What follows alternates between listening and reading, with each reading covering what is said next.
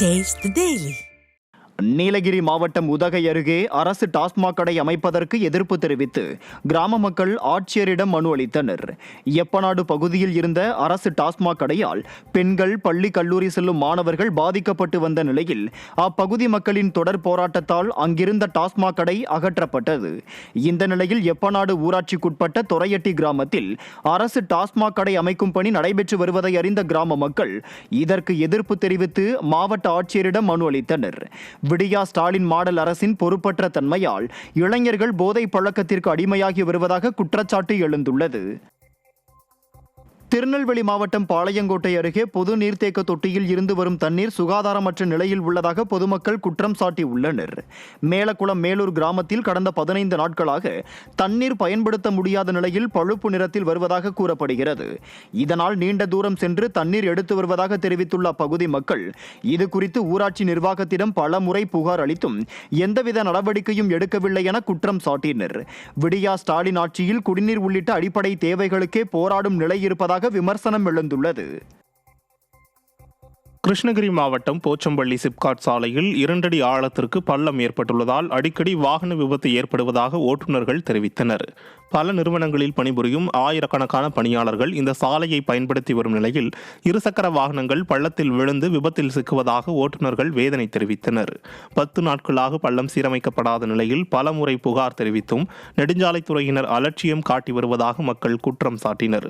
பள்ளம் அருகே எச்சரிக்கை கொடி அமைத்து பாதுகாப்பு ஏற்பாடு செய்தாலும் இரவு நேரங்களில் விபத்துக்கள் நேரிடுவதாகவும் பெரும் விபத்து ஏற்படும் முன் நடவடிக்கை எடுக்க வேண்டும் என மக்கள் கோரிக்கை விடுத்துள்ளனர்.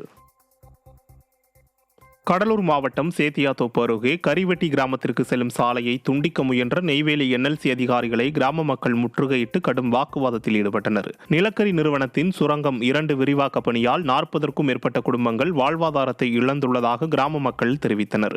இந்நிலையில் கிராமத்திற்கு செல்லும் சாலையை NLC நிர்வாக அதிகாரிகள் துண்டிக்க முயன்ற போது அங்கு திரண்ட கிராம மக்கள் அவர்களை முற்றுகையிட்டு வாக்குவாதத்தில் ஈடுபட்டதால் பரபரப்பு ஏற்பட்டது. வேலை வாய்ப்பு, உரிய இழப்பீடு வழங்க வேண்டும் என கிராம மக்கள் வைத்த கோரிக்கையை 10 நாட்களில் தீர்வு காண்பதாக அதிகாரிகள் உறுதியளித்தனர்.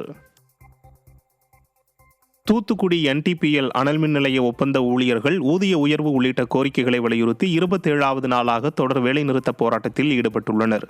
செவ்வாய்க்கிழமை முதல் அனல் மின் நிலையம் முன்பு உண்ணாவிரத போராட்டத்தில் ஈடுபட்டு வருகின்றனர். ஒப்பந்த ஊழியர்களின் தொடர் வேலை நிறுத்தத்தால் அனல் மின் நிலையத்தில் மின் உற்பத்தி முழுமையாக பாதிக்கப்பட்டுள்ள நிலையில் சுமார் 100 கோடி ரூபாய் அளவுக்கு வருவாய் இழப்பு ஏற்பட்டுள்ளது. தஞ்சாவூர் மாவட்டம் கும்பகோணத்தில் செவ்வாய்க்கிழமை நடைபெறுவதாக இருந்த பணியிட மாறுதல் தொடர்பான கலந்தாய்வு கூட்டம் திடீரென ரத்து செய்யப்பட்டதால் அரசு செவிலியர்கள் ஆர்ப்பாட்டத்தில் ஈடுபட்டனர். அரசு மருத்துவமனைகளில் பணிபுரியும் செவிலியர்கள் பணியிட மாறுதல் தொடர்பான கலந்தாய்வு கூட்டம் கும்பகோணத்தில் உள்ள சுகாதாரத்துறை இணை இயக்குநர் அலுவலகத்தில் நடைபெறுவதாக அறிவிக்கப்பட்டிருந்தது. இதற்காக மாவட்டத்தின் பல்வேறு பகுதிகளிலிருந்து 75க்கும் மேற்பட்ட செவிலியர்கள் காலையிலேயே வந்திருந்த நிலையில் பகல் 1 மணி அளவில் கலந்தாய்வு கூட்டம் ரத்து செய்யப்படுவதாக அறிவிக்கப்பட்டதால் செவிலியர்கள் மிகுந்த அவதிக்குள்ளாகினர். விடிய ஆட்சியில் அரசு ஊழியர்களை வஞ்சிப்பது தொடர்கதையாகிவிட்டதாக விமர்சனம் எழுந்துள்ளது. அதிமுக நடவடிக்கையால் காரமடை கழிவுநீர் கால்வாய் அடைப்பு அகற்றப்பட்டதால் பொதுமக்கள் மகிழ்ச்சியடைந்தனர். கோவை மாவட்டம் பொன்னம்மாள் கார்டன் பகுதியில் 100க்கும் மேற்பட்ட குடியிருப்புகள் உள்ள நிலையில் அங்குள்ள ரியல் எஸ்டேட் நிறுவனம் பொதுமக்கள் பயன்பாட்டிற்கு உள்ள கழிவுநீர் கால்வாயை தடுத்து தடை ஏற்படுத்தியுள்ளது. இதனால் கழிவுநீர் தேங்கி துர்நாற்றம் வீசுவதாக பொதுமக்கள் வேதனை தெரிவித்த நிலையில் சட்டமன்ற உறுப்பினர் AK செல்வராஜ் நேரில் சென்று JCB மூலம் கால்வாய் அடைப்புகளை அகற்றினார். தங்கள் புகார் மீது விரைந்து நடவடிக்கை எடுத்த அதிமுக சட்டமன்ற உறுப்பினருக்கு பொதுமக்கள் நெகிழ்ச்சியுடன் நன்றி தெரிவித்தனர்.